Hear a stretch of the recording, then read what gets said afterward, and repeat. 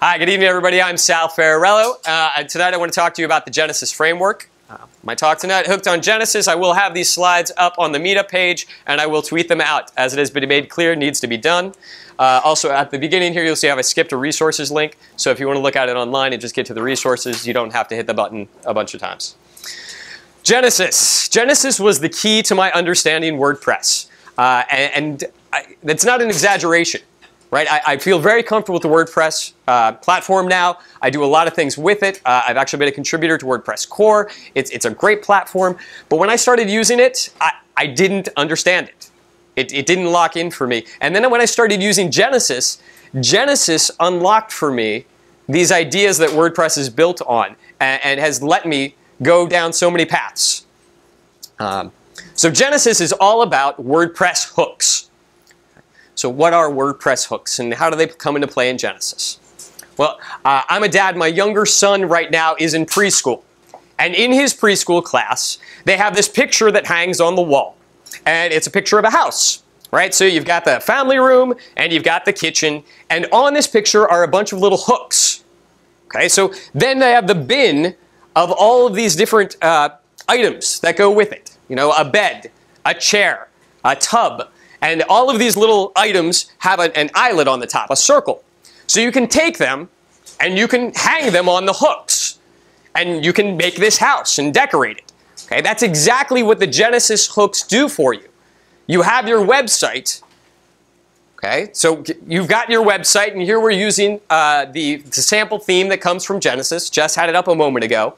Okay, but all over this are these hooks, just like that picture hanging in preschool. And so what you can do then is you can take these pieces of content and you can hang them on these hooks. You can say, oh, I want to add something up there to the title at the top.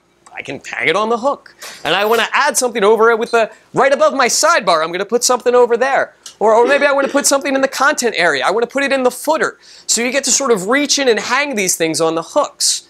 And this is a really powerful idea. This actually extends and goes into WordPress. WordPress uses lots of hooks within it. A lot of them are behind the scenes, though. Genesis has these exposed hooks that are right in the forefront that you can work with. So let's take a look at what that looks like. Jess showed us a little bit of hopping into that. And I want to take a look here, and I apologize, it's probably a little small, so I can... What we're doing here is we're creating a function. So if you've done any of the PHP work, a function is a piece of code that you can call and tell it to execute. So what this function does is it echoes, or prints out, and it prints out a paragraph tag with hi burbs inside it. I've got some inline styles that I threw along with it. So that's it. That's what this function does. You call the function burbs, you get a paragraph tag with hi burbs inside it. So this is our content. This is what we're going to hang on our hook. So adding a hook. When we add a hook, we use the phrase add action. Okay, that's the function we call. And then we pass it two parameters. The first parameter is the hook. So we need to tell it, where on that website do we want to put this? Which hook are we putting this on? So that's what your hook is, what it's going on. And then the function we want to call. What are we hanging on that hook? We just defined a moment ago our function called burbs. So that's what we're going to hang on the hooks that we have in Genesis. So here's an example. Genesis _ site _ title hook. Okay. So I have add action, my hook name, which in this case is Genesis site title, and then my function name that I defined, burbs. So once I put this in, and when we take a look at the site, we get it, and you'll see up at the top, up there at the title, we get hi burbs. So that spits out right where we need it. Same code, except for now we're going to change our hook. So now we're going to use the Genesis header right hook. So we're using the same function, it's the same piece of content, we're just putting it somewhere else. And you can see there we have it in the header right area. Okay, so we can reach in and drop that into place. One more, I'm not going to do these all night. Genesis entry header. Okay, now this one's a little bit different. You can see here, we've got hi burbs right above that first entry, but now we've got a second entry down there that also has hi burbs. If we had more entries on this as we go down to the page, they're each going to have hi burbs go along with it. So what we're seeing here is some of these hooks are repeated. So this hook, Genesis entry header, so each one of those is considered an entry, and each entry has its own header. So in this case, we're saying, hey, hang it on all of these hooks that have this matching name. That's what we end up with there. So one of the cool things is these hooks are consistent across all Genesis themes, right? We've got the sample theme up here that we're messing with, so it goes in there. Okay, we know what we want to do. Sample theme, okay, we've got it there. Now if we wanted to grab another theme, Modern Studio Pro, I think this is one of the StudioPress themes they sell. Same code, same result, right? So I can hook into this and spit things out exactly where I want.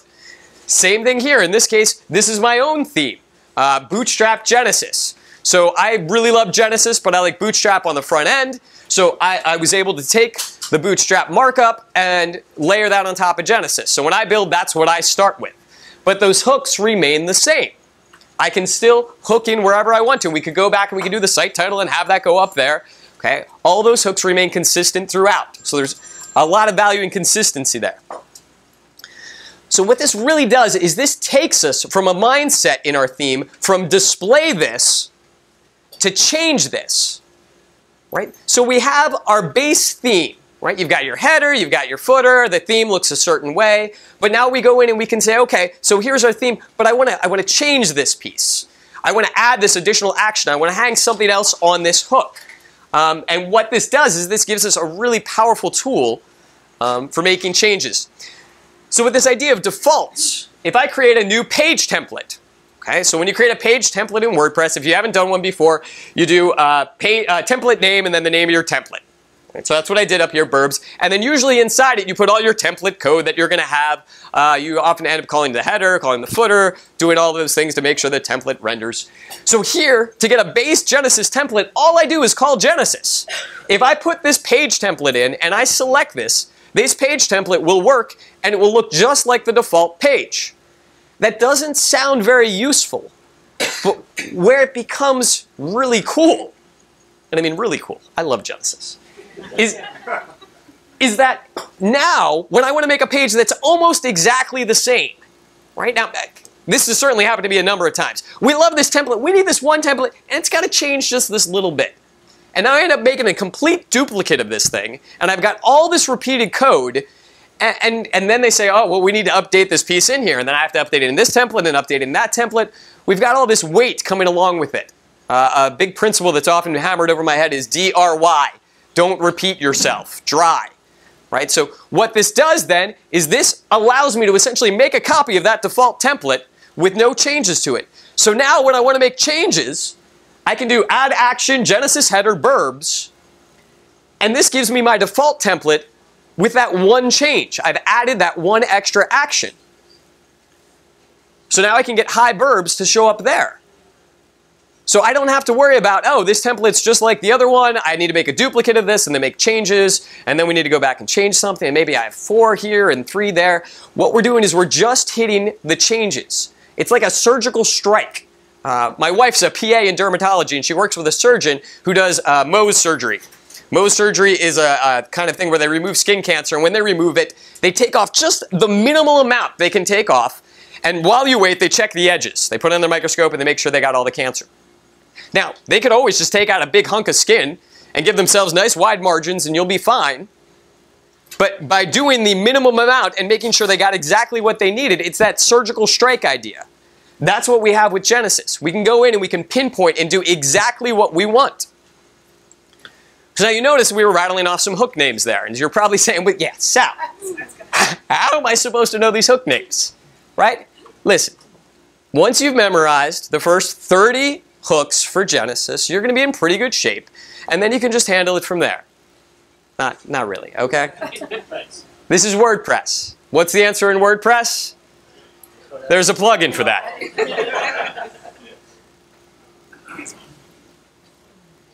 Genesis Visual Hook Guide.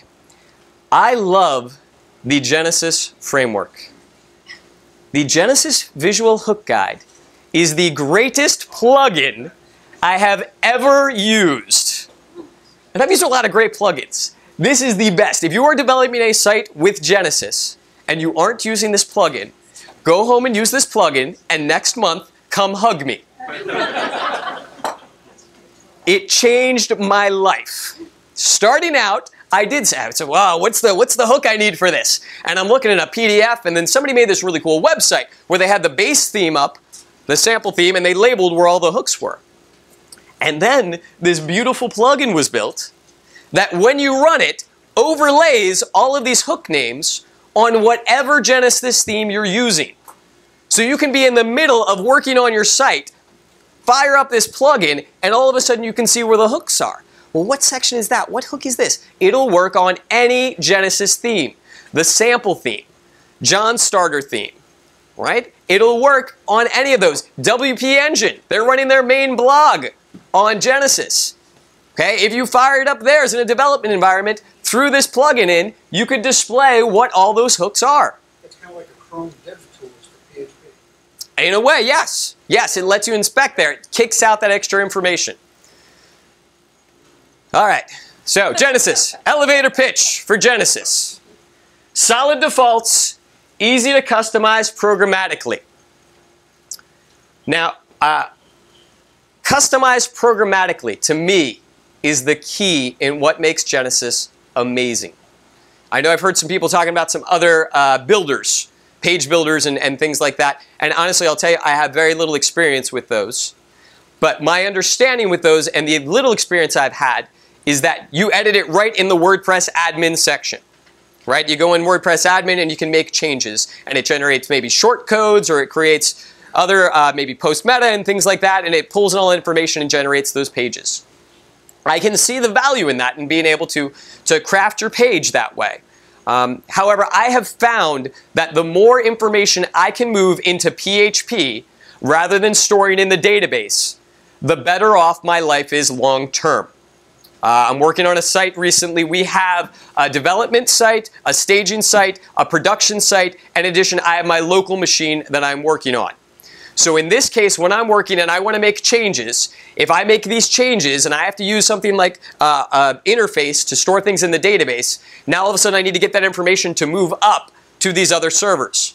At the same time, other team members are working on other servers generating content. So if I take my database and drop it on top of theirs, well, their content's out the window.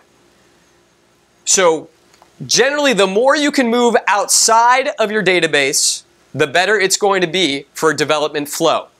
It also gives you the chance to move your data into something like Git and version control it, which lets you roll back and work with other members of your team.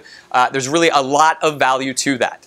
Now, for each person, it's different. In some cases, that theme builder may really be the thing that works best for you. I also find that long term for those, you see more problems sprout up. And things can go awry. So for me, to be able to customize things programmatically, go in it and do this via PHP code, write that PHP that adds the hook and kicks out the information, is invaluable. There are some, we'll call them nuances of Genesis that you need to be aware of. One thing that throws people sometimes is they will go by the Genesis framework, and then they'll go buy a StudioPress theme, and then they say, okay, now I need to make changes to this. But I've been listening, and I know I'm supposed to make a child theme anytime I'm going to edit a theme, right? If I take 2015 and I want to edit it, I'm supposed to make a child theme, because when 2015 gets updated, I don't want it to break. So I just bought this theme from StudioPress, the child theme from StudioPress, but I don't want to modify this, because when the update comes out, it's going to get overwritten, and all of a sudden I'm up a creek. With Genesis, all the heavy lifting is being done in that Genesis parent theme. Right? That's where all the heavy lifting's done. The child themes, whether they're coming from StudioPress or anyone else, are kind of like a lightweight wrapper. It's almost like a coat of paint on top. So in terms of when an update has to occur, when the nuts and bolts, the skeleton has to be changed, that's always going to be at the parent framework, not the child theme. So if you buy a child theme for Genesis, go ahead and edit that directly. There are no grandchild themes.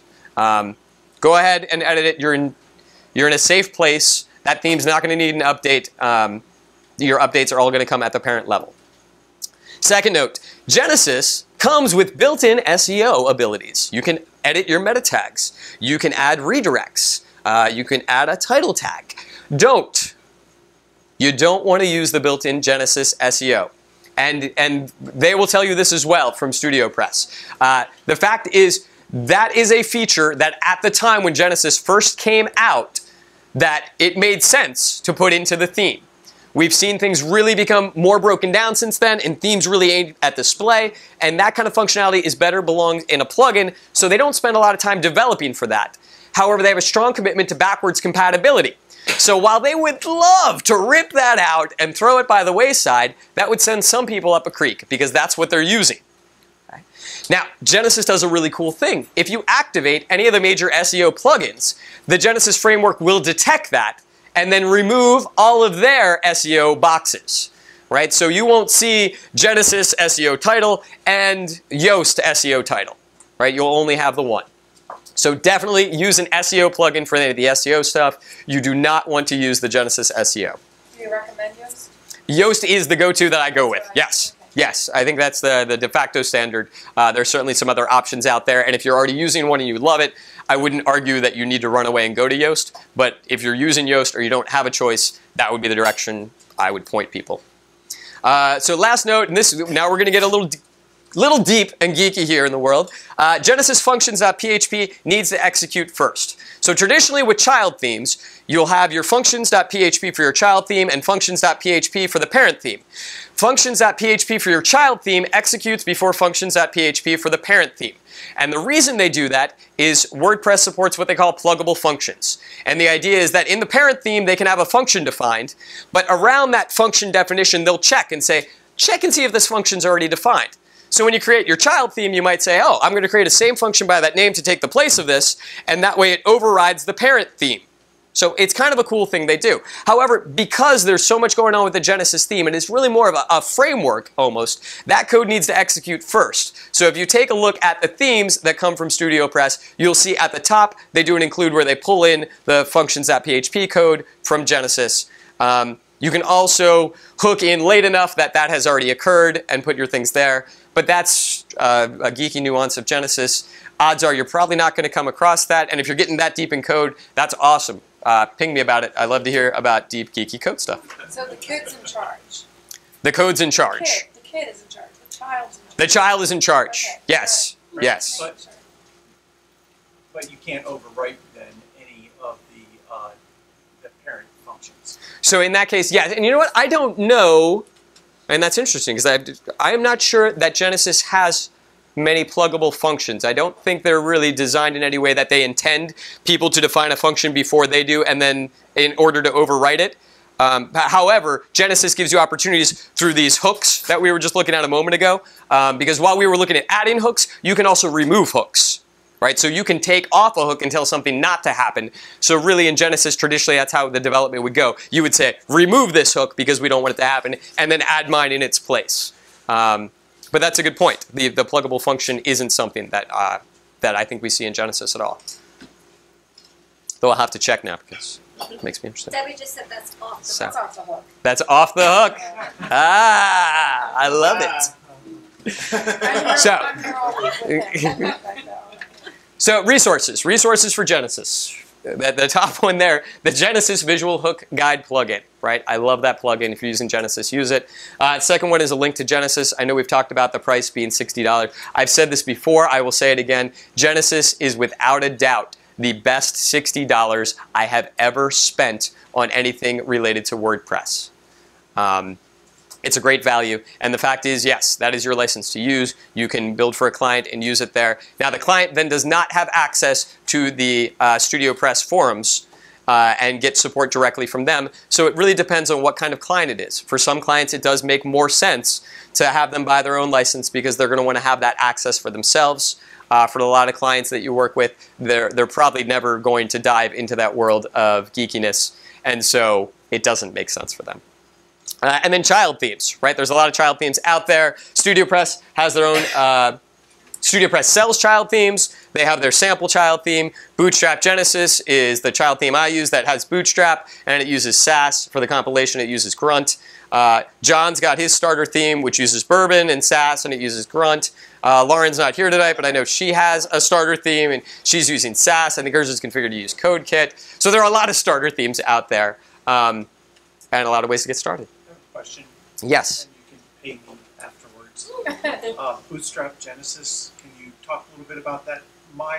So I'm relatively new to WordPress, and in particular, the idea of the frameworks. So I look and I see Bootstrap and I say, okay, now that's a framework. It's not WordPress specific. So help me understand that bridge. Sure. So the question is, Bootstrap is a framework, right? But Genesis is a framework. So which framework? What the hell are you right? doing? Yeah. What's that line? Yo, dog, I heard you like framework, so I put a framework in your framework. Okay. So Bootstrap is a front-end framework. So Bootstrap is built all on CSS and JavaScript.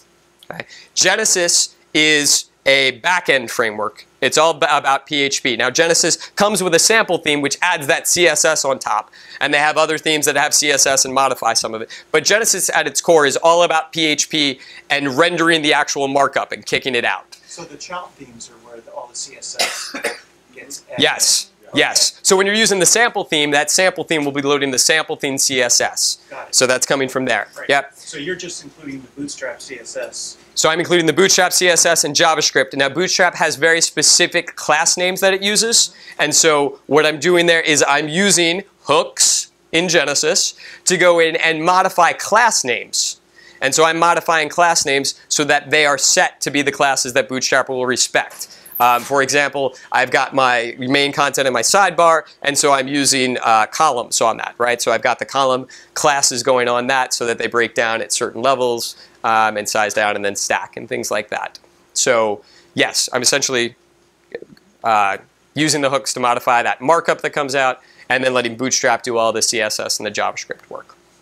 And that's really, it's a starter theme, so that's what I start out with. I actually use it on my own blog just as Bootstrap, but it doesn't look great, as Bootstrap generally doesn't if you just look at Bootstrap. But it's a wonderful starting place. I've worked with agencies and been parts of building some really cool sites that you don't, I mean, looking at it, you wouldn't say, oh, clearly that's built on Bootstrap.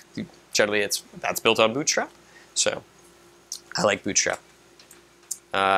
Anyway, so that's me. Iron Code Studio is my company that I do consulting under, and you can find me on Twitter at salcode.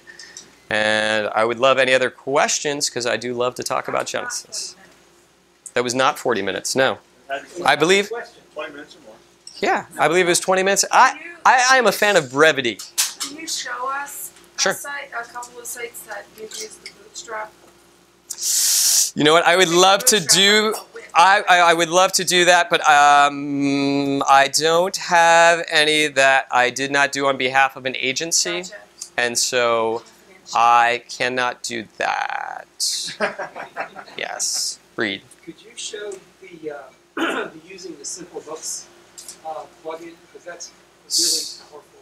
Sure. Yeah, so I'll tell you what, let's pull that up at the end. Let's cover anything else and then we'll pull up that plugin. The question was about the Simple Hooks plugin, and quite honestly, I haven't used that plugin. But my understanding is it gives you access to the hooks through the back end, Yes. right? So we can take a look at that. Sure. John. Sal, thank you. You Sure. you showed before where you were writing the hook and the function and putting them in. Yes. I'm not that deep into the WordPress code, and I was curious, where are you actually writing that piece of script Sure. that it now shows up on the, outside web page? So there are a couple of different places that code can go, right? So in this case, our add action Genesis header burbs is going right in my page template, right? So in this case, I am saying only execute this on this one page template. So while I get this on that page template, all the other pages on my site would not have it. So for example, actually I have it running here. Okay, so here we have Meetup, Burbs Meetup on this particular page. I am using the Burbs template. Okay, so that is the template that I have here, and that's why I'm getting this hi Burbs here. on the same site on any other page. So that's the other hi burbs. But the one we added up here, right? That one is specific to this page template. So in that case, I'm putting it right in the page template. And I could have put the function right in the page template too, except for I wanted that function to be accessible to all of the pages. And so it's actually in functions.php. So in terms of where do you put code, it ends up being, I find it's kind of like a trickle down. I say, hey, does this need to go on just one template? Yes, just one template. And I get this all the time from clients, and I bet you do too. All right, we need this one. It needs to go on just this one page. Are you sure? Does it need to go on any of the other templates? No, definitely not. Only this one template. Okay, so then I'm going to put my function and my hook at my add action right there in the template. So in that case, in addition to having this code, I would actually define the burbs function right on this template page. That's the only place it would have to be defined. And then the client would come back and they'd said, you know what, it would be awesome if we could add this to the other templates, Sal. Can we do that? And I'd say, okay, well, I have choices here. I could either duplicate this and then have that function living in both of those different templates. But DRY, don't repeat yourself. I'm going to try and avoid that. And in that case, the function itself, I would move to functions.php. But I would still leave the add action here. And then on the other template, I'd be able to just put the add action. So I'm kind of creating that function that I'm going out and getting there. So functions.php is a good place to do that and be able to pull information out of there. One thing I find is that your functions PHP, and I think this is true, whatever you're doing in WordPress, can become a bit ungainly. And one of the tricks I picked up from someone is I have a for loop in my functions.php that says, go to, it's a lib folder, L-I-B, like library. It says go to this folder, grab any PHP files, and load those all up. So what that lets me do then is break up my functions.php into a whole lot of little files that each do exactly what I want. And so in that case, usually I'm defining functions right in there with the hooks kind of thing. Yeah. Read. Just a clarification. Sure. To repeat what you just said, if I got it right. If the client came back, as they always will, and said, you know what, it should go everywhere, you would put in the functions file, you'd find the burbs function and the add action in there, in the functions file. And then on the relevant templates, you would just have to put the add action and reference the function. The function lives back on the functions file. Yes. And now, so now that would be if I have to add it to say a second. So Bree's question was, we're putting the function in the functions.php, and then we're just putting the add action in the template files. Right. So let's say we had 2 template files that needed to have this. That's exactly what I would do. The function would live in functions.php, and then each template file, I would put the add action. Now, on the other hand, if they say, I want this globally on everything on the site, then add action goes right in functions.php, because then it applies to everybody. Okay. Right? So in the second case, with just 2 templates, Yes. the only thing that's living in the functions file is the function, not any add actions or anything. Those go on the templates. Correct. In the case of I want to control. Right, yeah. So it's like we build this thing that we want to display. Where do we build it? We can build it in functions.php, and then that lives somewhere that we could use it wherever the heck we want it. If I'm only going to use it in the context of the one template, then I would build that function there and add it on. But that never happens. Who's on first? Generally not. Who? I don't know. Okay, Yeah. who's on second? Sorry. Third base is the correct answer. Thanks. I don't know. Third base. Right? All right. Steve. Can you speak a little bit about custom fields and user fields and how you use the hooks? Custom fields and user fields and how you use hooks. Well, Sure. How do I throw them? How do I get them? Displaying custom fields is always one of the problematic parts. Sure. So, So in that case, right, so if you want to display a custom field, now we had our example function here we called burbs. So burbs could have whatever we wanted in it. So within burbs, we could say, go look for custom post meta on this post that we're looking at right now. And if there's custom post meta, spit this out. So you can say, okay, hang this thing on this hook. And what does this function do? It goes and looks for custom post meta and then spits it out where we need it to. Or a custom option or something like that.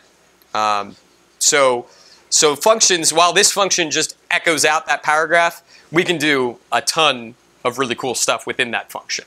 and what about the collecting the input side of it? So collecting the input side was the question. How about collecting the input side of things? Or let's stay with the same thing, the custom field. So for a custom field, how do we collect the input?